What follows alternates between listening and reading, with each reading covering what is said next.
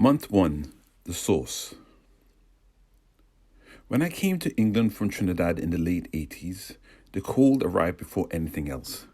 It felt like stepping into a freezer, a cold so deep it seemed to dig past skin and fat and blood all the way to the bone.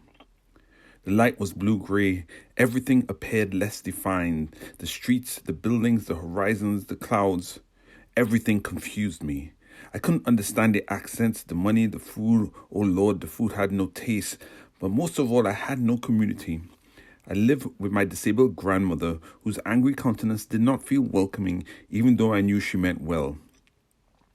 Sadness seeped into me, settling during bus journeys, in the slow walk back to a cold room that smelled of fumes from a mobile gas heater. I began to notice the small adaptations in my body, the choky dryness of my skin, the way my breath made clouds outside, the itchy redness of my eyes, the way the cold burned the tops of my ears. Each day felt like the making of time, not quite living, just counting the days towards no particular event. So I learned to steady myself with things, objects and images that took on weight and meaning beyond their use or vision. A lone coat, a phone call home, a photograph, the glazed frost on the window pane, the glare of snow, the ghost of mist in the morning.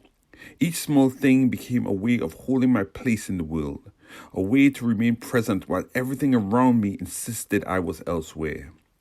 I remember the taste of pepper then, not only the high it gave me, but the sudden rush of nostalgia it brought on for Trinidad.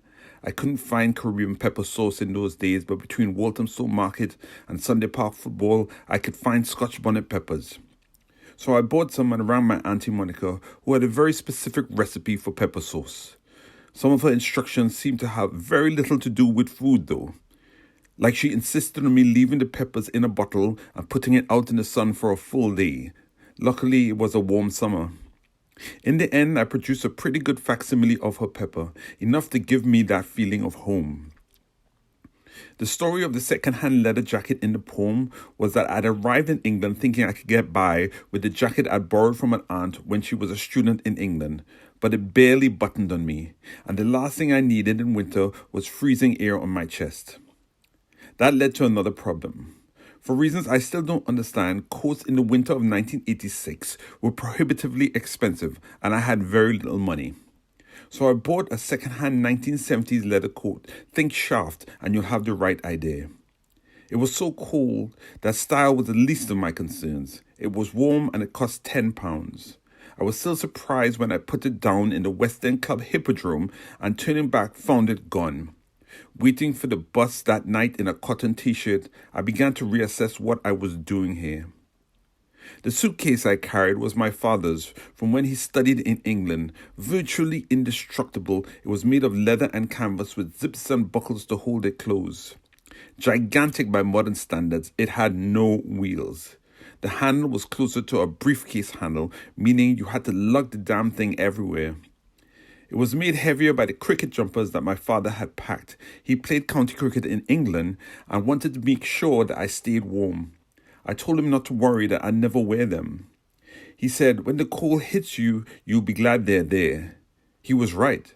Some days were so cold I left the house dressed like the opening batsman for Essex County, and I could smell traces of my father's wood and whiskey perfume for months before I finally washed them. Month 1. The poem.